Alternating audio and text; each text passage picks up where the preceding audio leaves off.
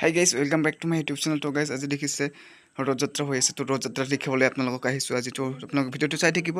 মই দেখুৱাইছোঁ ৰথযাত্ৰা আমাৰ গাঁৱত কেনেকৈ ৰথযাত্ৰা হয়। তো আপোনালোকক দেখুৱাইছোঁ, চাব ভিডিঅ'টো শেষৰ পৰা প্ৰথমৰ পৰা শেষলৈ।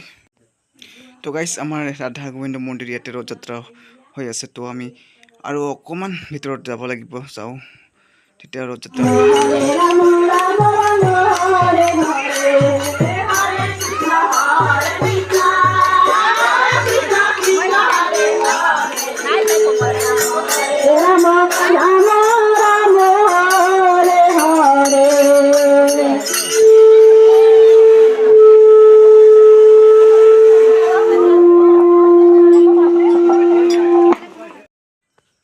তো গাইজ দেখিছে আৰু আমাৰ এইখনেই হৈছে আমাৰ গাঁৱৰ ৰথ। দেখিছে এখন গাড়ী, সেই গাড়ীটোকে এখন ৰথ সজুৱাইছে। তো সেই গাড়ীখনকে এতিয়া মানুহ টানিব দেখিছে।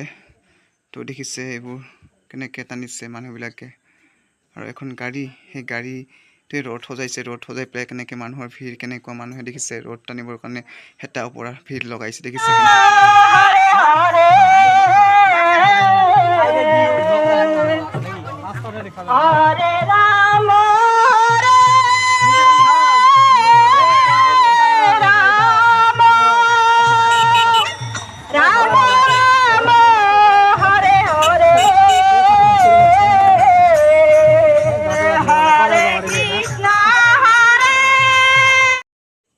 আৰু সকলো ৰাইজৰ লগতে ময়ো এনেকৈ ওলাই আহিছোঁ। দেখিছে কেনে ৰথ টানিবলৈ, দেখিছে মানুহ কিমান মানুহ দেখিছে। সকলো ভাল লাগিছে, মানুহৰ সমাগম কেনেকুৱা।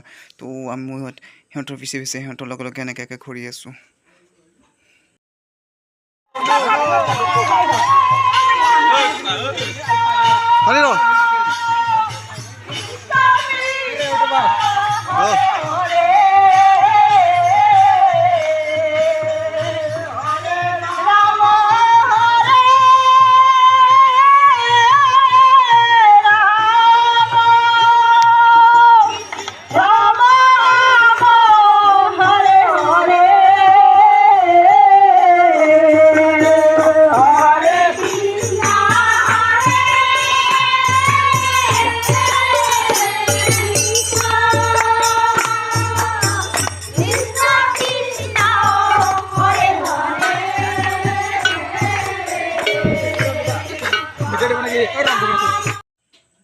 আৰু আপোনালোকে দেখিছে এটা বিশাল, এটা দীঘল, কিমান দীঘল পদযাত্ৰা দেখিছে। মানে গোটেই গাঁওখন ঘূৰিব আমাৰ এই ৰথ টানি টানি, মানে গোটেই গাঁওবিলাক মানে ঘূৰাব।